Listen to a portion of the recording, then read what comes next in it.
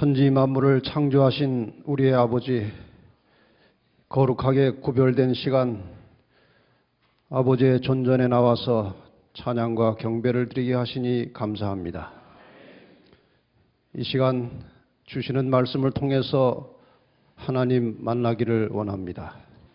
성령께서 우리의 심령에 역사해 주셔서 말씀에 권세를 주시고 능력을 주시고 생명을 더해 주셔서 말씀을 듣는 사랑하는 주님의 자녀들의 영육간의 삶의 치유의 역사가 있게 하여 주시옵소서. 예수 그리스도의 이름으로 기원하옵나이다.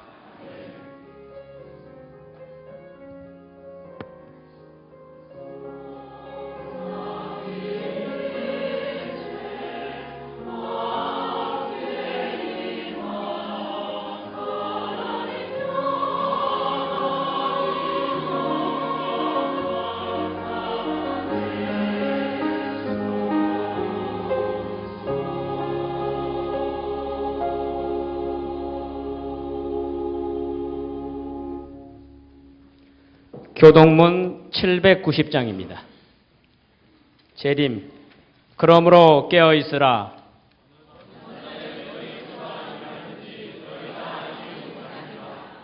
너희도 아는 바니 만일 집 주인이 도적이 어느 경점에 올 줄 알았다면 이러므로 너희도 예비하고 있으라. 생각지 않은 때에 인자가 오리라. 주인에게 그 집 사람들을 맡아 때를 따라 양식을 나눠줄 자가 누구뇨? 주인이 올 때 그 종을 거기 있으리로다. 찬미 601장입니다. 찬미 후에 유동진 장로님 회중을 대표해서 기도해 주시겠습니다.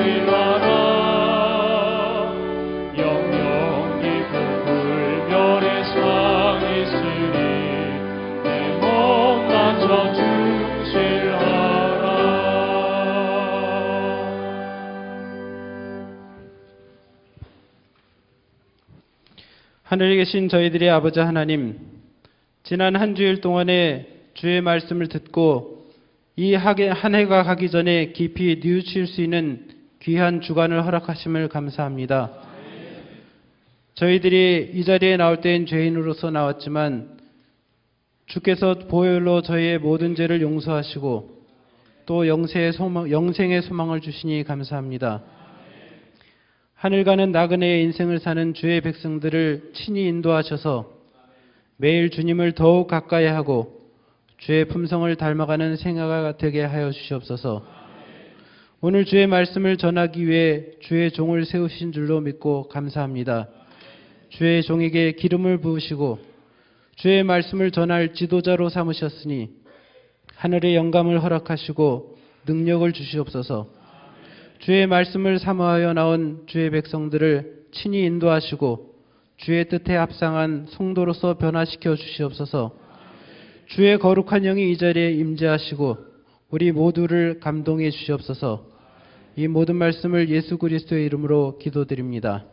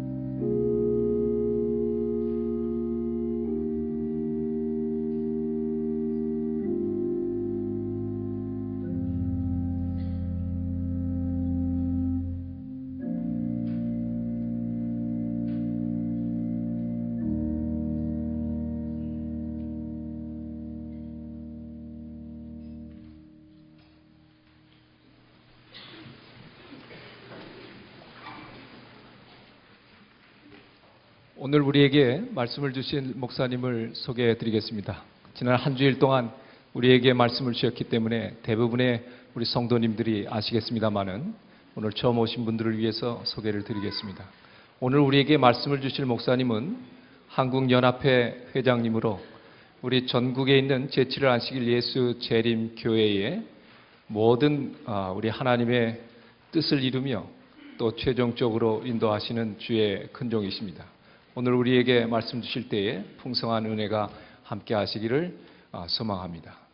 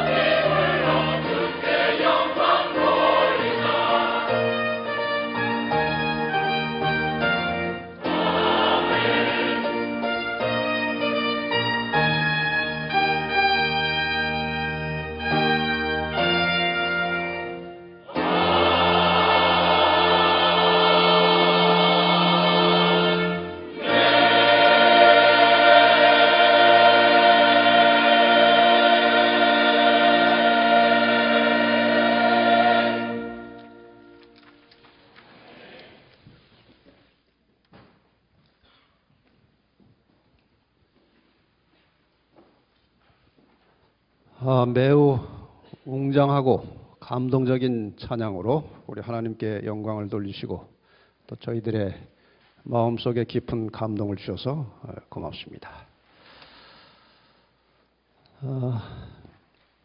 재림 인사를 마지막으로 한번 할까요? 네. 주님 오십니다. 주님 오십니다. 주님 모십니다. 네. 재림을 기다리는 사람들의 생활 철학은 끊임없이 재림을 향해서 전진하며 준비하는 것이고 그 과정에 함께 가는 사람들을 사랑하는 것이고 그리고 주변에 이 소식을 알지 못하는 사람들에게 전하는 것이 재림 성도들의 생활입니다. 그 인사를 늘 기억하시기 바랍니다. 지난 한 주간 동안 저희와 함께 하신 하나님의 은혜 또 성령의 역사에 대하여 먼저 감사를 드립니다.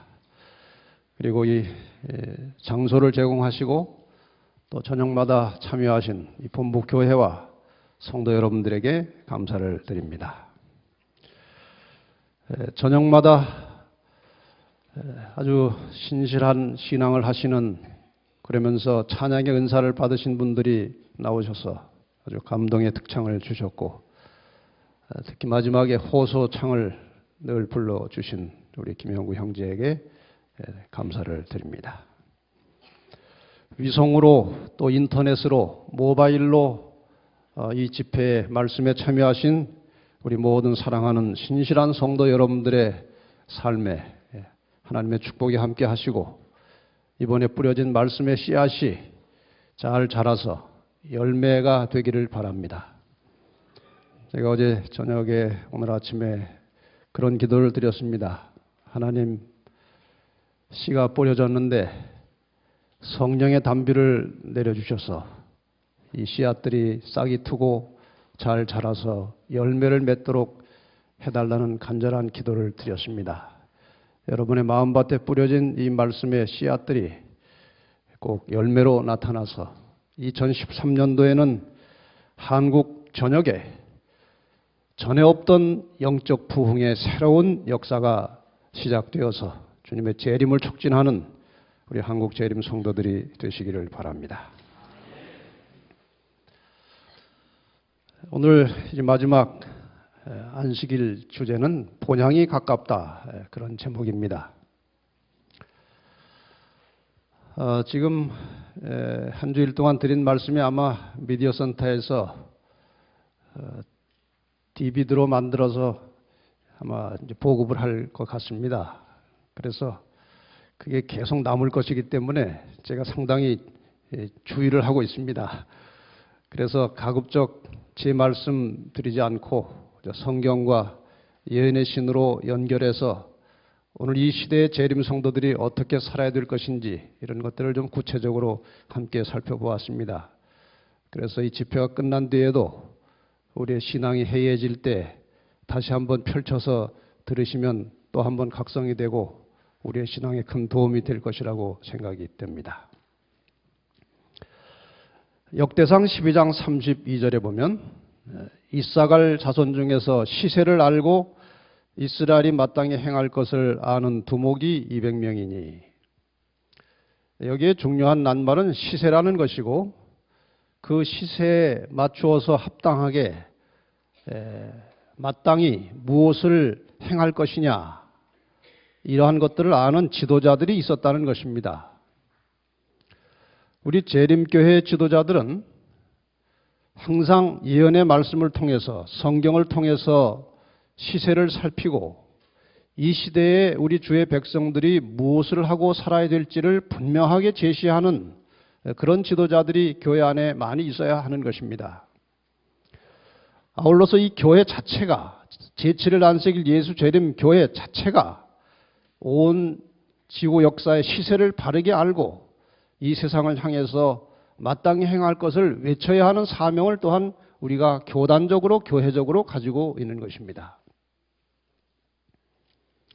마태복음 16장 3절에 보면은 아침에 하늘이 붉고 흐리면 오늘은 낮이 굳겠다 하나니 너희가 천기는 분별할 줄 알면서 시대의 표적은 분별할 수 없느냐.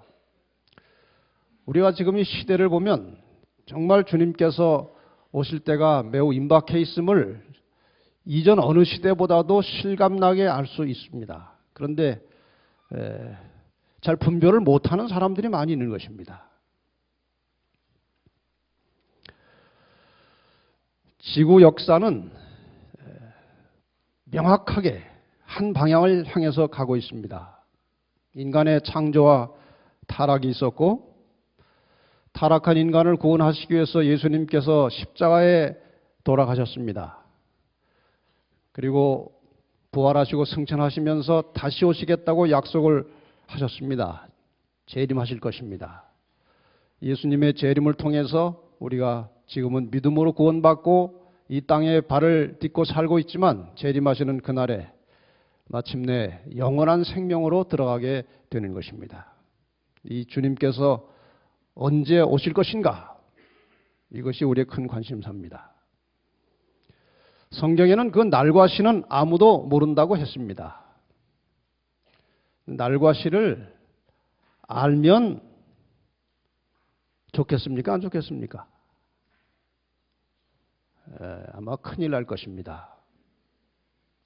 만약에 2014년 1월 1일에 주님이 오신다고 알면 아마 대부분의 사람들은 2013년 12월 셋째 주까지 마음대로 살 것입니다. 죄짓고 방탕하고 그러다가 마지막 한 주일에 금식 기도로 들어갈 것입니다. 주님 용서해 주십시오. 그렇게 되면 주님 오시기 전에 세상은 일시에 망합니다. 그래서 모르는 게 약입니다. 그런데 성경에 보면 재림이 가까이 왔음을 알려주는 단서들이 있습니다. 날짜와 시간은 모르지만 지금 예수님께서 어디쯤 오셨다는 것을 알 수 있는 단서가 있는데, 그것은 예언과 징조입니다. 특별히 다니엘서와 요한계시록을 깊이 연구하면 이 예언의 성취를 따라서 우리는 주님께서 오실 때가 얼마나 가까이 왔는지를 깨닫게 됩니다. 아울러서 세상에 일어나는 여러 가지 징조들에 대해서 성경에서 말씀하고 있습니다. 전쟁이, 기근이, 지진, 온역, 이러한 여러 가지 세상에 혼란스러운 일들이 벌어지면 주님께서 오실 때가 되었다는 것입니다. 예언과 징조들을 우리가 다 종합해 보면 이 지구상에 우리가 흔히 말하는 말세는 1800년을 전후로 해서 시작이 되었습니다. 그러니까 지금 1800년 이후로는 성경이 말하는 종말, 말세에 우리가 살고 있습니다. 좀 더 구체적으로 말하면 1844년 그 이후로는 언제라도 주님께서 오실 수 있는 시기에 우리가 살고 있다는 것입니다.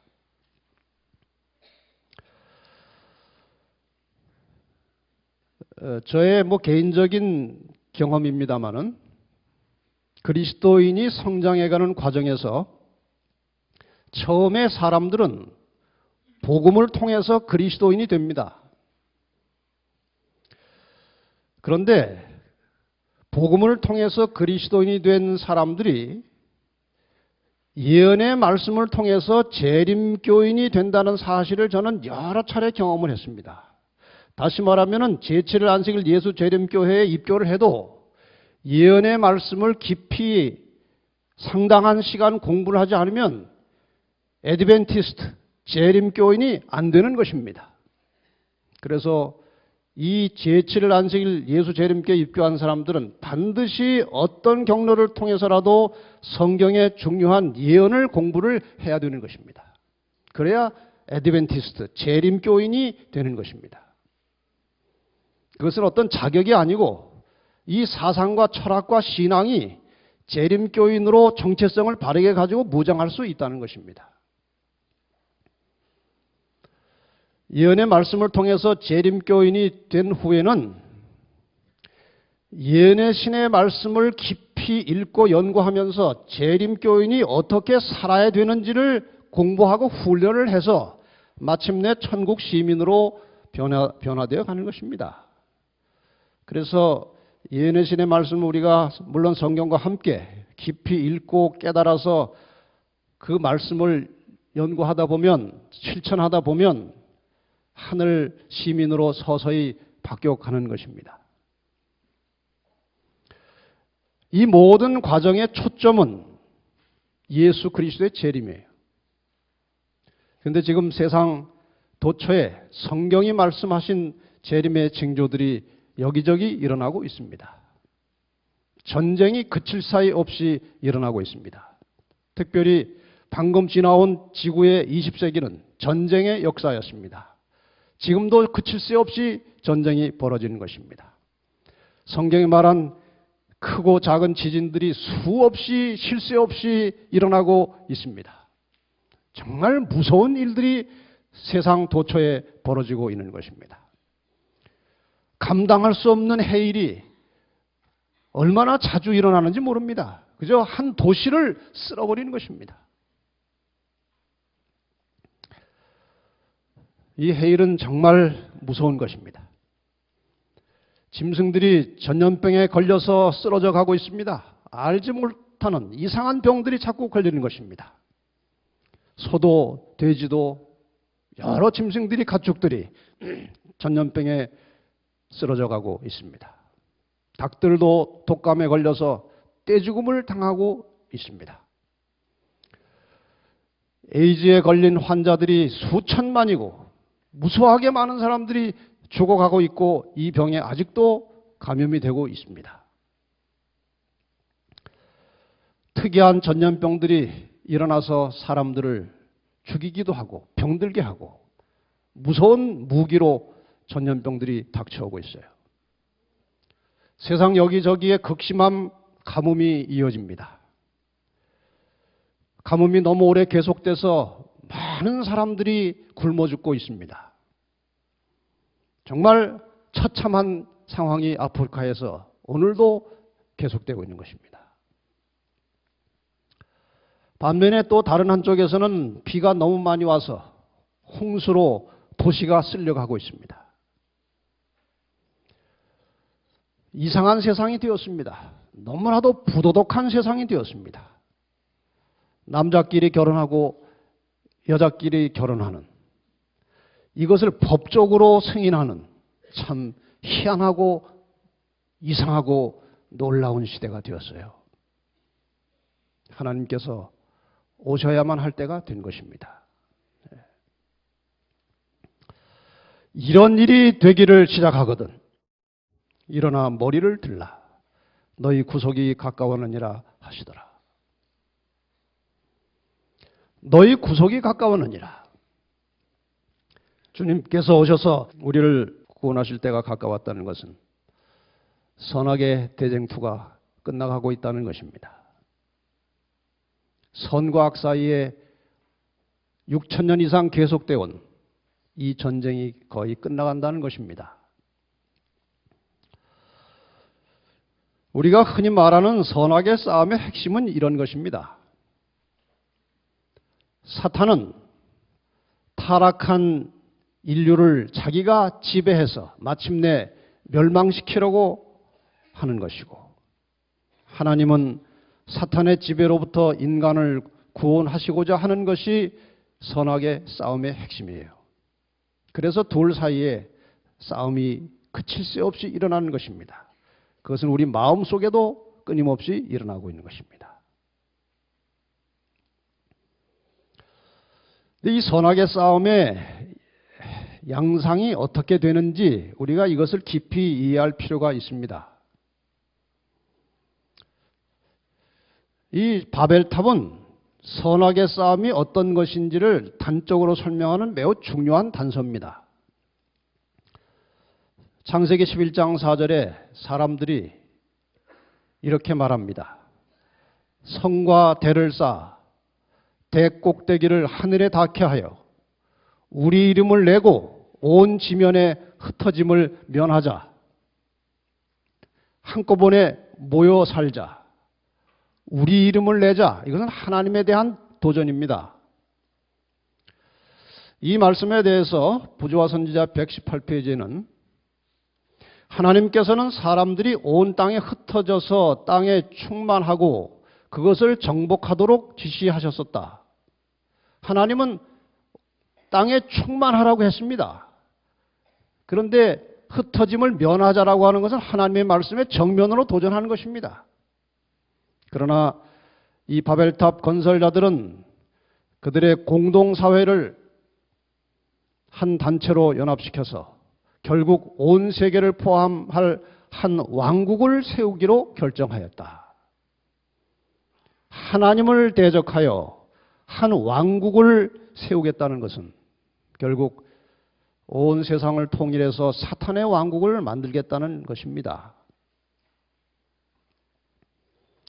사탄은 지금 역사 이래로 끊임없이 이 지구를 다 통합해서 하나로 만들어서 다스리려고 애를 써왔어요. 그래서 어떤 일이 벌어질 것이냐? 하나님이 천지 만물을 창조하셨을 때에 거기에 이제 하나님의 왕국이 세워진 것입니다. 근데 인간이 타락을 하고 범죄함으로 이 하나님의 왕국이 사탄의 지배에 잠시 넘어갔습니다. 예수께서 오셔서 죗값을 지불하시고 법적으로 왕국을 다시 찾아내셨습니다. 이것을 실제로 찾으러 오시는 날은 재림하실 때입니다. 그리고 새하늘과 새 땅으로 이 땅을 새롭게 옷을 갈아입히시고 다시 하나님의 왕국이 세워질 것입니다. 이 재림을 통해서 하나님의 왕국이 세워지기 전에 사탄이 먼저 자기 왕국을 세우려고 하는 것이 이 마지막 시대에 대단히 중요한 징조입니다. 이 일이 지금 매우 구체적으로 현저하게 우리가 알지 못하는 사이에 벌어져 왔고 지금 진행되고 있어요.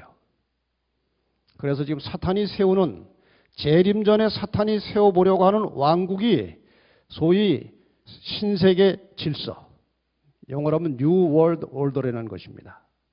또 다른 말로 하면 세계 단일 정부를 만들기 위해서 지금 아주 비장한 각오를 가지고 그 지도자들이 노력을 하고 있습니다. 이것은 성경에도 이미 예언이 되어 있었습니다. 계시록 13장에 보면은 한 짐승이 나오는데 그 짐승이 성도들과 싸울게 될 것이고 족속과 백성과 방언과 나라를 다스리는 권세를 받으니 죽임을 당한 어린 양의 생명책의 창세 이후로 이 이름이 기록되지 못하고 이 땅에 사는 자들은 다 그 짐승에게 경배하리라. 사탄의 왕국이 된다는 것입니다. 잠시. 또 다른 표현이 있습니다. 13장 16절 17절에 그가 모든 자고 작은 자나 큰 자나 부자나 가난한 자나 자유인이나 종들에게 그 오른손이나 이마에 표를 받게 하고 누구든지 표를 가진 자 외에는 매매를 못하게 하니라. 이 매매를 못하게 하는 일을 성취시키려면 온 세계가 하나의 경제체제로 들어가야 하는 것입니다. 단일 정부가 만들어져야만 이 매매를 못하게 하는 일이 가능한 것입니다. 어떤 형태로 얼마나 지속될지 모르겠지만 어쨌든 이 마지막 재림 직전에 잠시 사단이 인간을 통제하고 감시하고 다스리는 시대가 온다는 것입니다. 이 책은 1990년도에 나온 책입니다. The Keys of This Blood. 피의 열쇠라는 책입니다. 이건 천주교 신부가 쓴 책입니다. 1990년도에. 이 책 15페이지에 원하든지 않든지 준비되었든지 않았든지 간에 우리는 세계적 패권 경쟁에 관련되어 있다. 온 세계를 하나로 통일시키려는 경쟁이 시작됐다는 것입니다. 이 경쟁은 또한 수단 방법을 가리지 않은 무제한 전쟁이다.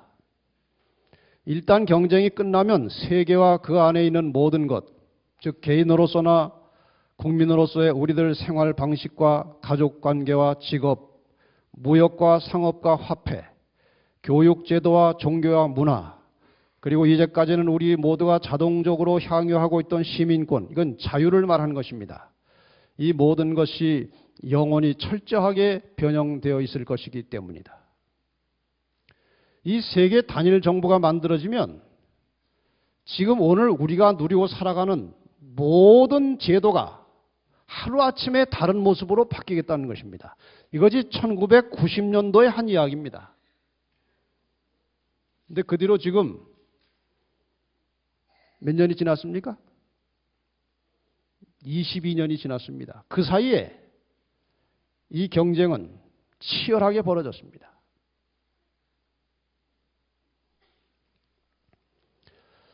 이 경쟁 속에 나타나는 네 가지 정책이 이제 서서히 밝혀졌습니다. 이 신세계 질서를 만들어가는 과정에서 네 가지 정책은 경제 통합, 종교 통합, 정치 통합, 그리고 지적 통제라는 것입니다. 이것을 상세하게 설명하기에는 시간이 너무 많이 걸리기 때문에 그저 단적인 예만 몇 가지 드리고 상황 설명만 요약해서 드리고 넘어가겠습니다. 첫째, 이 정치 통합에 대하여 계시록 13장 2절 4절에 이미 예고해 놓았습니다. 계시록 13장에 한 마리 짐승이 나오는데 용이, 사단이 자기의 능력과 보좌와 큰 권세를 그에게 주었다. 온 땅이 이상히 여겨 그 짐승을 따를 것이다. 사람들이 말하기를 누가 능히 이로 더불어 싸우겠느냐. 최고의 권세가 그에게 주어지겠다는 것입니다. 또 밀레니움이라는 책이 있습니다. 95, 96페이지에 교황청이 새 세계 종교의 원천이자 본부가 되기를 바라고 교황이 전 세상의 최고 성직자가 되기를 계획하며 교황은 지구의 영적인 자원을 정렬하는 사제의 왕이 되어야 하며 하나님은 신의 권위와 절대적인 권리와 책임을 이 세계적 지도자 교황에게 주었다. 이것들이 지금 세계 단일 정부를 추진해 나가는 대단히 주도적인 세력이 이것을 지금 추구하고 있는 것입니다. 이 날이 온다는 것입니다.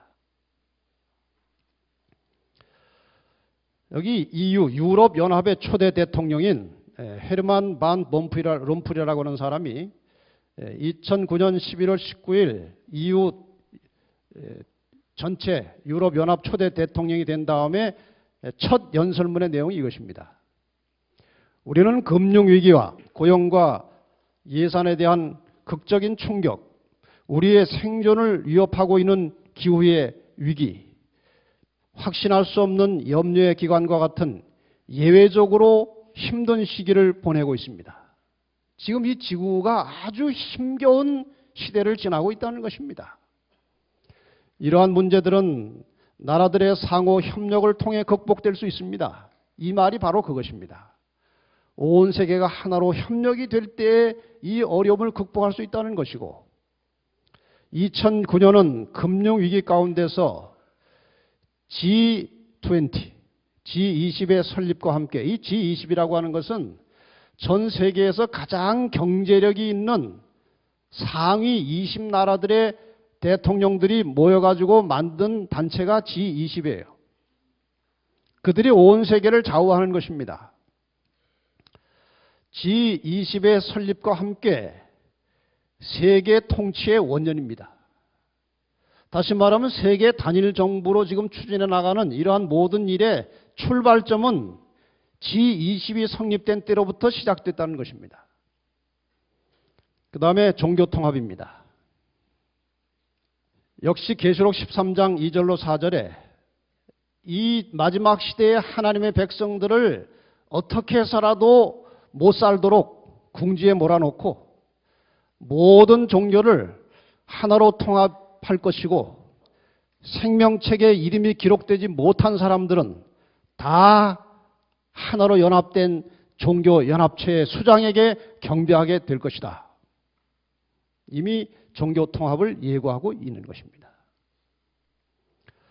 마지막 신호라고 하는 책 225페이지에 보면은 그들 예수회는 지금 막강한 권력, 세계적인 조직망, 정밀한 정보, 막대한 금력을 가지고 마치 첩보기관을 방불케 하는 치밀한 전략을 사용하여 프로테스탄트 개신교회들을 장악하고 세계의 종교들을 카톨릭 안에 묶는 일을 줄기차게 진행하고 있다. 이 일을 진행하고 있는 이 세력 자체는 어마어마하게 큰 세력과 힘을 가진 단체이기 때문에 이 일은 반드시 이루어진다는 것입니다. 사단이 볼 때에 이 제7일 안식일 예수 재림교회는 사단이 마지막 자기의 왕국을 실현해 가는 데 있어서 가장 방해거리가 재림교회입니다. 이 세계 통합을 추진하는 이 주체 세력들이 이 사실을 암암리에 알고 있는 것입니다. 그래서 앞으로 제7일 안식일 예수 재림교회와 성도들은 이 땅에 발붙이고 살기가 점점 어려워질 것입니다. 그럴수록 재림 성도들은 세상이나 세상의 재물을 의존하지 않고 절대적으로 하나님만 신뢰하고 살아가는 믿음이 필요한 것입니다. 그 믿음을 오늘 우리는 훈련하고 연습을 해야 되는 것입니다. 경제통합. 계시록 13장 16절과 17절에 경제통합에 대한 예언이 이미 나와 있습니다. 매매를 못하게 하겠다는 것입니다. 표를 받게 하고 표를 가진 자 외에는 매매를 못하게 한다. 이것은 전 세계가 같이 뜻을 맞춰야만 되는 것입니다. 예를 들어서 어느 나라에서 매매를 못하게 하면은 다른 나라로 가서 사면 되는 것입니다. 그래서 이것이 실현되려면은 온 세계가 경제적으로 통합이 되어야 하는 것입니다. 이러한 단서와 근거는 많습니다만은 한 가지 인용문만 보고 넘어가겠습니다. 신세계 질서의 비밀 196페이지입니다. G20의 목표는 현재 국제통화기금 IMF를 지구준비은행으로 바꾸는 것이다. 이로써 유엔 산하의 세계 정부 태동이 과거 어느 때보다 가깝게 다가오고 있다. 이렇게 세계 경제를 하나의 체제로 묶어놔야 세계 정부를 빨리 만들어낼 수 있다는 것입니다. 세계보호은행은 세상의 부실 은행들을 흡수한다. 지금 부실한 은행들이 다 흡수되고 있습니다. 이게 지금 우리의 현실로 일어나고 있는 일들이에요. 그 방법으로 세계의 모든 돈이 새 국제은행으로 흡수된다는 것입니다. 이래서 경제가 통합되는 것입니다. 지적 통제. 계시록 13장 15절에 보면 그 짐승의 우상에게 생기를 주어 짐승의 우상으로 말하게 하고 짐승의 우상에게 경배하지 않은 자는 몇이든지 다 죽이게 하더라. 이 말은 어떤 특정한 세력이 이 지구를 지배하게 되면 그 말을 들어야 된다는 것입니다. 안 듣고는 살 길이 없다는 것입니다. 다시 말하면 철저하게 통제하겠다는 것입니다. 지금 여러분과 제가 살고 있는 이 세계는 매우 빠른 속도로 유비쿼터스 사회로 진입하고 있다는 것입니다. 유비쿼터스라는 말은 아마 여러분들에게 상당히 생소한 말일 수도 있어요. 마지막 성도라는 책 66페이지에 유비쿼터스 사회란 이 땅의 모든 곳에 하나님이 계시다라는 뜻의 라틴어지만 21세기에는 컴퓨팅이 하나님 대신 모든 곳에 존재한다는 것이다. 이 말은 이전 정보통신부 장관이었던 진대재 씨가 한 말이라고 기록되어 있습니다. 완벽한 유비쿼터스 사회는 완벽한 통제 사회와 맞닿아 있다. 이 유비쿼터스 사회는 아주 편리한 사회입니다. 슈퍼에 가서 물건을 사고 나오면 자동으로 계산이 되는 것입니다. 내가 버스 정류장으로 무슨 차를 타러 가면은 그 버스가 지금 어디쯤 오고 있다고 핸드폰으로 나오는 것입니다. 외출했다가 집에 들어가면은 자동으로 집안에 난방이 돌아가고 에어컨이 작동이 되는 것입니다. 플라스틱 판 하나 펼쳐놓으면 아침 조간신문이 자동으로 뜨는 것입니다. 완벽하게 편리한 사회가 유비쿼터스 사회예요. 이러한 유비쿼터스 사회에 완벽하게 진입하기 위해서는 조건이 필요하다. 모든 물건이 당신이 정확히 누구인지 확인해야 한다. 이것을 위해 세계 정부를 만들어가는 자들은 사회 각 분야에서 언론을 형성하며 RFID, 요거는 전파 식별 기구입니다. Radio Frequency Identification, 이것을 줄여서 RFID, 이런 말이 자주 나옵니다. RFID 기반의 생체인식 칩을 만들었다고 했는데 이 칩이 여러 종류가 있는데 대표적인 것이 우리가 자주 듣는 베리칩입니다. 유비쿼터스 사회가 만드는 멋진 신세계는 동시에 완벽한 감시 사회이다. 이런 것들을 하나 이제 넣고 돌아다니면 아주 편리하지만 이것을 통제하는 본부로부터 철저하게 감시받고 있다는 것입니다. 다시 말하면 하나님은 전지전능하시기 때문에 모든 사람을 감시할 수 있습니다. 그러나 이 마지막 때 인위적으로 이런 기계 장치를 통해서 사탄이 인간을 지배하려고 하는 것입니다. 이 베레침은 사탄의 왕국의 마지막 통제 수단입니다. 위치 추적이 가능하고 개인 정보가 입력되어 있고 현금을 대용할 수 있는 것입니다. 신세계 질서의 단일 정부에 의해 적으로 지명되는 경우에 정부는 중앙 컴퓨터에서 개인의 아이디를 삭제해서 모든 생활을 통제해서 끝내버리는 것입니다. 그래서 이것들이 어느 정도 처음에는 반발도 있겠지만 이 편리함 때문에 서서히 거부감이 없어지면 온 세상이 이것을 하도록 하는 것이 이 정부의 계획이에요. 과연 이것이 성공할 것이냐? 그거는 잘 모르겠습니다. 그런데 성경에 의하면은 성공할 수 없게 되어 있습니다. 다니엘 2장 43절에 보면 왕께서 철과 진흙이 섞인 것을 보셨은즉 그들이 다른 인종과 서로 섞일 것이나 피차에 합하지 아니함이 철과 진흙이 합하지 않음과 같으리이다. 이 말은 절대로 인간 사회에는 하나로 통일되지 않는다는 것이에요. 근데 사단이 지금 이걸 시도하고 있는 것입니다. 예언에 의하면은 세계 단일 정부로 통합해가는 과정은 실패하든지 마치 된 것처럼 보일지라도 잠시 있다가 끊어질 것입니다. 왜냐하면 하나님께서 합하지 않는다고 말씀하셨어요. 시편 2편 1절로 보면 어찌하여 열방이 분노하며 민족들이 허사를 경영하는고 세상의 군왕들이 나서며 관원들이 서로 꾀하여 여호와와 그 기름 받은 자를 대적하며 우리가 그 맨 것을 끊고 그 결박을 벗어버리자 하도다. 하나님의 손을 벗어나고자 하는 것입니다.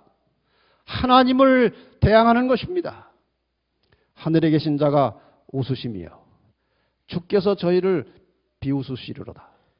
그때 분을 바라며 진노하사 저희를 놀래어 이르시기를 내가 나의 왕을 내 거룩한 산 시온에 세웠다 하시리로다. 지금 그들이 하나의 세계 정부를 만들려고 노력하고 있는 것을 하나님이 지켜보고 계십니다. 웃으십니다. 어찌 너희가 그런 허사를 경영하느냐? 조만간 하나님께서 분을 내시고 이 땅에 하나님의 왕국을 세우실 것입니다. 그렇다면 지금 이 세상의 형편을 돌아볼 때 하나님이 오실 때가 매우 가까이 왔다는 것입니다. 이 열왕의 때에 하늘에 하나님이 한 나라를 세우시리니 이것은 영원히 망하지도 아니할 것이요 그 국권이 다른 백성에게로 돌아가지도 아니할 것이요 도리어 이 모든 나라를 쳐서 멸하고 영원히 설 것이라. 믿으십니까? 안 믿어도 이 나라는 올 것입니다. 믿고 준비하고 기다리는 자에게 복이 있을 것입니다. 다시 이 말씀으로 돌아갑시다. 이러한 시대에 하나님의 백성들이 마땅히 행할 것은 무엇이냐? 이러한 시대의 재림 성도들은 어떻게 살 것이냐?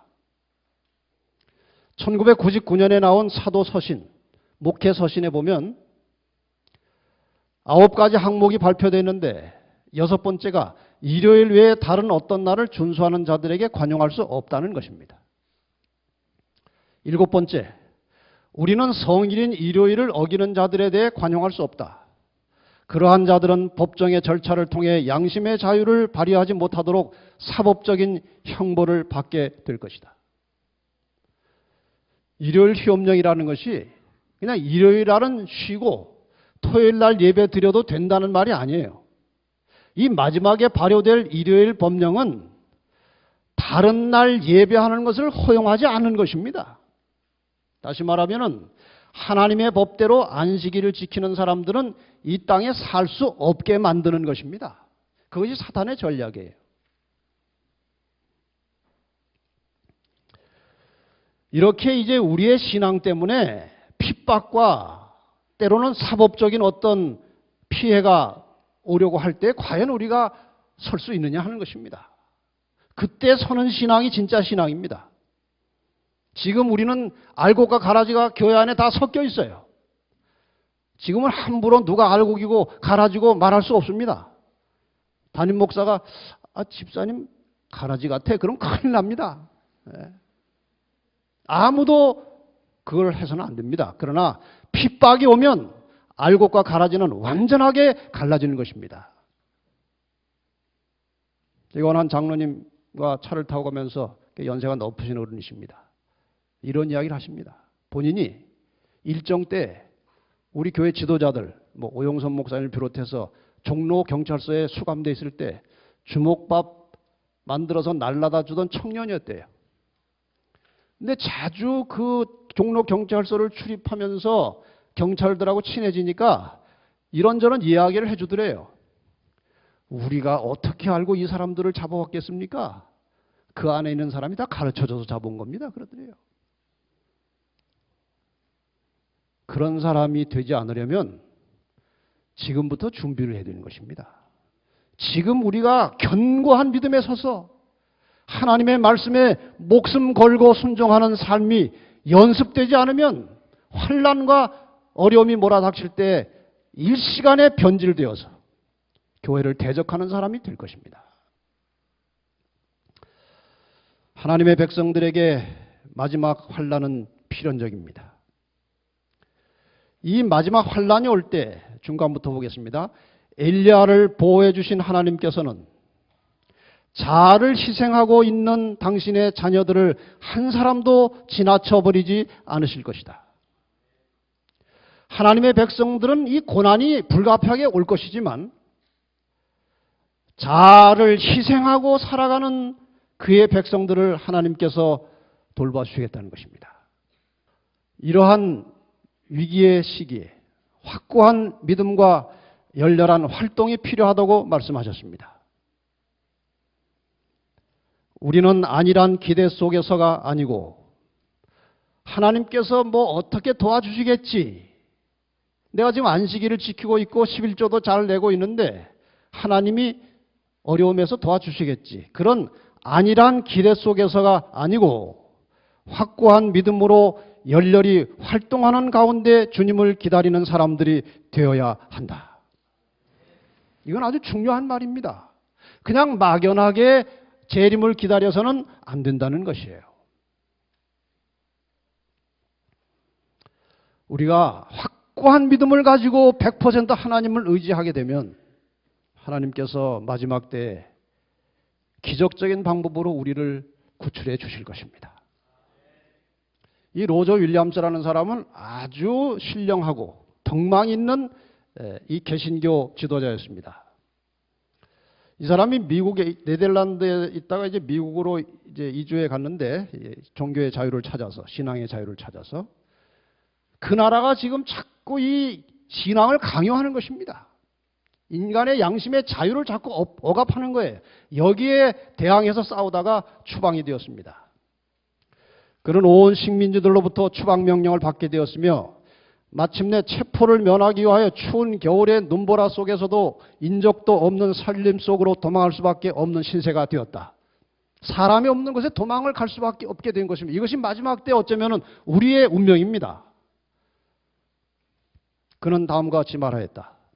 나는 약 14주간 동안 혹독한 추위 가운데 이리저리 도망 다녔는데 나에게는 먹을 것도 잘 곳도 없었다. 그러나 거친 들에서는 까마귀가 나에게 양식을 주었고 이따금 속이 빈 나무가 나에게 숙소를 제공해 주었다. 옛날 엘리야를 먹여 살리신 하나님께서 오늘도 진실하게 완전히 하나님을 신뢰하고 의지하고 사는 사람들의 삶을 하나님이 지켜주시는 것입니다. 그런 믿음을 이 시대에 키우라는 것이에요.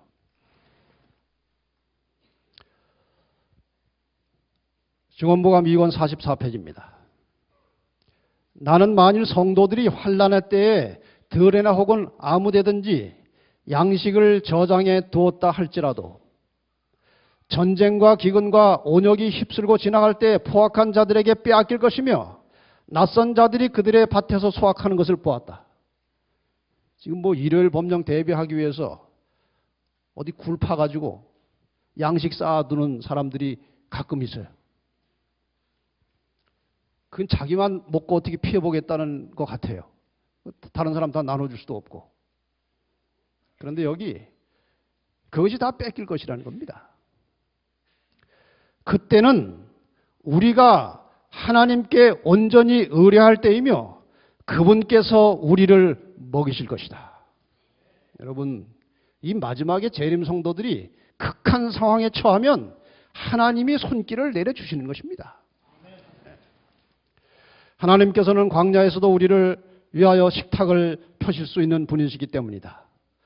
그분은 필요에 따라 엘리야에게 먹을 것을 공급해 주셨던 것 같이 우리를 위하여 까마귀를 보내실 수도 있으며 이스라엘 백성들에게 하셨던 것 같이 하늘로부터 만나의 비를 내릴 수도 있다.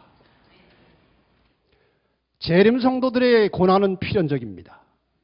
피할 수 없는 것입니다. 마지막 사탄의 마지막 발광을 해야 되기 때문에 그런 피할 수 없는 것입니다.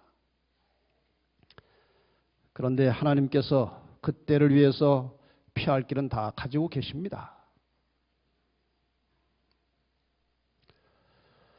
우리는 미래에 대하여 두려워할 필요가 없습니다. 세상 끝날까지 하나님께서 우리와 함께 하실 것입니다. 오늘 우리가 두려워해야 할 것은 세상과 타협하며 하나님의 말씀에 전적으로 순종하지 않은 생활 습관이 점점 굳어지고 있는 것입니다. 이것이 두려운 것입니다. 만약에 우리가 매일의 생활 속에서 하나님의 말씀에 충실하게 목숨을 걸고 순종하는 삶을 산다면 우리는 미래에 대하여 아무것도 두려워할 것이 없는 것입니다. 결단이 필요합니다. 목숨을 걸고 하나님의 말씀에 순종하는 것이 우리의 습관이 되고 우리의 품성이 되어야 할 것입니다. 여기 백미러 거울에 보면 사물이 물체가 거울에 보이는 것보다 가까이 있습니다. 이게 다 있습니까? 차마다? 네. 이렇게 바꾸어서 말할 수도 있습니다. 예수님의 재림이 사람의 생각보다 빨리 올 것입니다. 사랑하는 여러분, 우리의 모든 삶의 초점을 재림에 맞추시기를 바랍니다. 제가 시간이 다 되었지만 결론을 좀 정리하고 끝나겠습니다. 오늘 특별한 날이니까 조금 양해해 주시기 바랍니다. 사람의 육적 건강과 질병에 영향을 주는 요인들이 있어요. 제가 가만히 관찰해 보니까 왜 병들고 왜 건강이 상처를 받나? 왜 어떤 사람은 건강한가? 첫째는 유전인자입니다. 좋은 유전자를 받아야 돼요. 둘째, 성격입니다. 이것이 건강에 영향을 미치는 것입니다. 셋째, 습관입니다. 그리고 환경이에요. 여자는 누구와 결혼했느냐 해서 환경이 만들어지면 남자도 마찬가지지만 치명적인 영향을 받습니다. 좋은 영향도 받을 수 있고 부정적인 영향도 받을 수 있어요. 환경이 건강에 영향을 미치는 것입니다. 영적 건강과 질병에도 영향을 주는 요인들이 있는데 똑같습니다. 어떤 사람은 유전적으로 좋은 인자를 받아가지고 아주 신앙심이 깊은 사람이 있어요. 영적인 데 관심이 있고. 또 예수를 믿어도 보면요, 성격대로 믿어요. 말씀대로 믿어야 되는데 대체로 보면 성격대로 믿어요. 전도하는 것도 보면 상당 부분 성격입니다. 그리고 습관, 그리고 환경. 부모가 핍박하는, 예수 믿는 거 핍박하는 환경이면 영적 건강에 문제가 있는 것입니다. 뭐 이런저런 영적인 환경이 있어요. 이 네 가지 중에 그래도 인간의 의지와 하나님의 도우심으로 가장 빨리 변동을 줄 수 있는 것은 습관입니다. 유전자 우리가 못 바꿔요. 성격 금방 못 바꿉니다. 환경 바꾸기가 쉽지 않아요. 이게 다 바꾸기 어려운 것들이지만 그래도 우리가 먼저 시작할 수 있는 것은 습관을 바꾸는 것입니다. 그 습관 바꾸는 것에 대해서 디모데후서 4장 7절에 경건에 이르기를 연습하라. 그래서 습관을 바꾸라는 것이에요. 여러분, 결단을 내립시다. 결단을 내리고 하나님의 뜻대로 말씀대로 살기로 결심하고 결단을 내리고 각 분야별로 목표를 정해서 연습을 시작합시다. 내 기도 생활을 어떻게 습관 들일 것이냐? 내 말씀 연구를 어떻게 습관 들일 것이냐? 전도, 안식일 지키는 일, 11조 드리는 일, 이 모든 것에 하나님의 말씀에 입각한 습관을 만들어 가야 하는 것입니다. 예배 출석. 어떤 사람은 지각하는 것이 습관인 사람이 있어요. 어떤 사람은 꼭 1분 전쯤 오는 것이 습관이 된 사람이 있어요.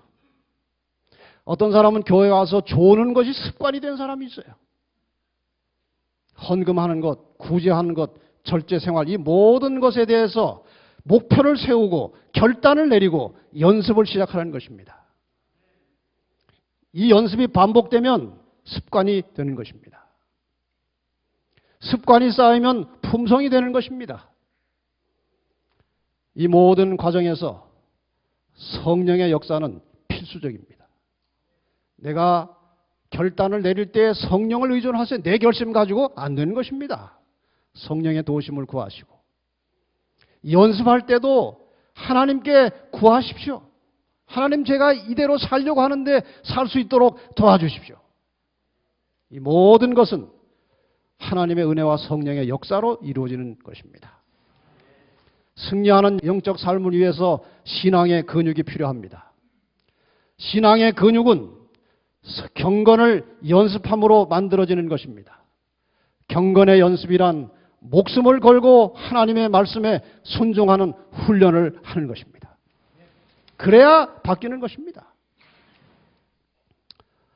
마태복음 7장 24절 말씀, 그러므로 누구든지 나의 이 말을 듣고 행하는 자는 그 집을 반석 위에 지은 지혜로운 사람 같으리니 비가 내리고 창수가 안 하고 바람이 불어 그 집에 부딪히되 무너지지 아니하나니 이는 주초를 반석 위에 놓은 연고요. 나의 이 말을 듣고 행치 아니하는 자는 그 집을 모래 위에 지은 어리석은 사람 같으리니 비가 내리고 창수가 안 하고 바람이 불어 그 집에 부딪힘에 무너져 그 무너짐이 심하니라. 평상시 생활 속에서 하나님의 말씀을 철저하게 순종하는 것이 몸에 배이고 훈련이 돼서 근육이 된 사람들은 아무리 시련이 닥쳐도 요동치 않는 것입니다. 그러나 그것이 안 된 사람들은 핍박과 비바람이 몰아닥치면은 그 무너짐이 심하겠다는 것은 하나님의 은혜로부터 떨어져 나가겠다는 것입니다. 평안한 시기에 하나님 말씀 듣고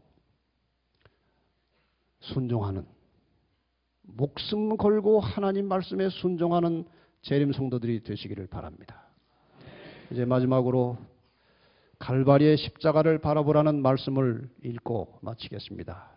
우리의 매일의 생활 속에서 주님의 십자가를 바라보고 그분의 은혜를 의지하고 그분의 은혜에 감사하고 그분이 주시는 성령의 능력을 의지하여 매일의 우리의 삶 속에서 승리가 있어야 하지 않겠습니까?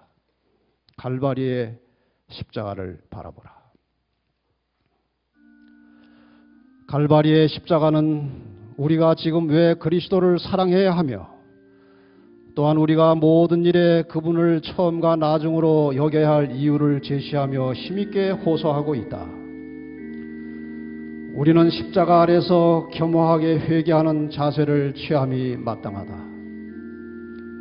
우리는 갈바리 산 위로 올라가 십자가를 바라보고 또 고뇌하시는 구주를 바라보면서 의로운 자가 의롭지 않은 자를 위하여 돌아가신 하나님의 아들을 바라보면서 마음의 온유와 겸손의 교훈을 배우게 된다.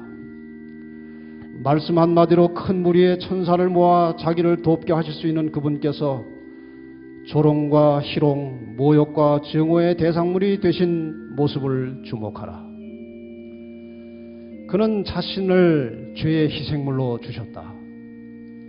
모욕을 받으셨으나 대꾸하지 않으셨고 그가 거짓으로 송사를 당할 때 입을 열지 않으셨다. 그는 십자가 위에서 자신을 살해한 자들을 위하여 무한한 값을 지불하고 계셨다. 그는 그처럼 엄청난 대가를 치르고 산 사람이 잃어버린 바 되기를 원치 않으신다. 그는 자신을 내어주사 한마디의 불평도 없이 채찍에 맞으셨다. 불평하지 않는 이 희생자는 하나님의 아들이었다. 그의 보좌는 영원 전부터이며 그의 왕국은 다함이 없다. 보라, 갈바리의 십자가를 바라보라. 그대를 위하여 고난당하신 거룩한 희생을 바라보라. 하나님의 아들은 우리를 위하여 버림당하시고 멸시받으셨다. 그대가 믿음으로 십자가의 모든 장면과 그 가운데 그리스도의 비애를 바라본다면 그리스도께 그대의 비애와 그대가 받는 시련을 말할 수 있겠는가? 그리스도께서 자기를 욕하고 죽이는 자들을 향하여 창백하고 떨리는 입술로 아버지여 저희를 사하여 주옵소서, 자기들이 하는 것을 알지 못함이니이다 라고 기도하시는데도 그대가 원수에 대해 복수의 마음을 품을 수 있겠는가? 우리는 죄의 속박과 타락에서 우리를 구하여 당신의 오른편에 앉으시려 자신을 굴복시킨 하나님의 아들의 깊은 그 손을 외면하지 말아야 한다. 우리는 바로 지금 우리의 품성의 두루마기를 어린 양의 보혈로 희게 빠는 일에 헌신해야 할 얼마 남지 않은 소중한 시험의 시기에 살고 있다. 그리하여 우리는 위대한 순백의 보좌 곁에 흰옷 입은 무리로 서게 될 것이다. 우리의 모든 인생의 목표를 주님의 재림을 향하시기를 바랍니다. 우리의 살아가는 모든 과정에서 순간순간마다 하나님이 우리에게 주신 삶의 원칙, 생명의 원칙을 목숨을 걸고 순종하도록 결단하시기 바랍니다. 마침내 이러한 삶의 결과로 하늘 유리 바닷가에 다 함께 서서 모세와 어린 양의 구원의 감사의 노래를 부르는 그날에 그 자리에 함께 서시는 재림 성도들이 되시기를 바라면서 말씀을 마치겠습니다. 이제 헌금을 드리는 시간을 갖겠습니다. 오늘 드릴 헌금은 연말 희생 감사 헌금입니다. 준비하신 11조와 기타 헌금을 드리시겠습니다.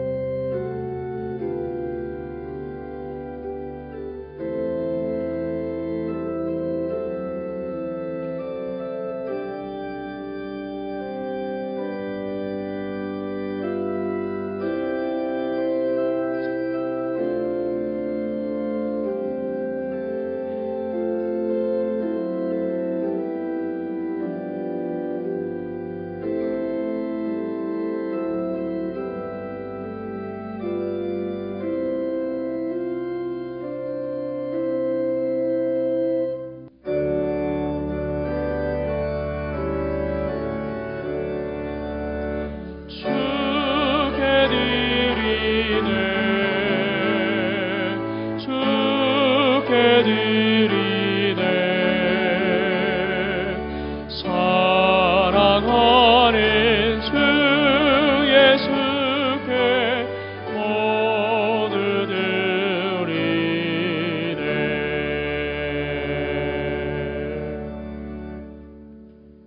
하늘에 계신 감사하신 저희들의 아버지 하나님, 지난 한 주일 동안 말씀의 은혜를 주셔서 행복하게 살 수 있도록 인도해 주셔서 참으로 감사합니다.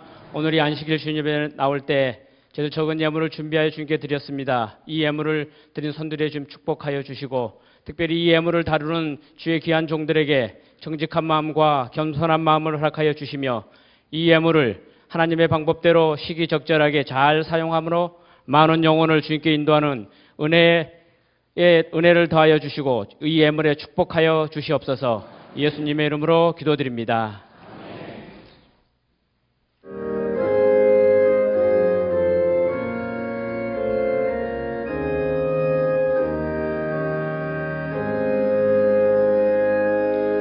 내 주님 오시리 확실히 오시리 내가 공중에서 주를 만나겠네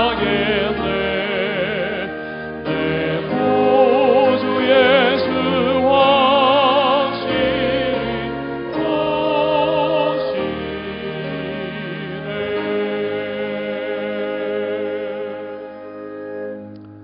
하늘에 계신 아버지, 죽어가는 인생들에게 십자가의 은혜로 구원받게 하시고 재림의 소망을 품고 살게 하신, 우리를 재림 성도가 되게 하신 하나님의 은혜를 감사합니다. 아버지, 우리의 모든 삶의 초점이 재림으로 향하게 되기를 원합니다. 주의 오심을 위해서 준비하며 함께 살아가는 사람들을 사랑하며 재림의 소식을 끊임없이 전하고 증거하는 주님의 신실한 증인들이 되기를 원합니다. 그리고 주의 주신 말씀에 어떤 위기가 닥쳐도 순종하는 믿음을 가지고 살기를 원합니다. 저희를 도와주셔서 주님 재림 직전에 있을 마지막 환난을 넉넉히 이기고 통과하게 하셔서 하늘 유리바닷가에 서게 하여 주시옵소서. 이러한 새로운 결심을 가지고 성전을 떠나가는 사랑하는 주님의 자녀들에게 순간순간마다 예수님의 은혜가 함께 하시고 하나님의 사랑이 함께 하시고 성령의 역사로 모든 삶을 지키시고 인도해 주시옵소서. 예수 그리스도의 이름으로 축원하옵나이다. 아멘.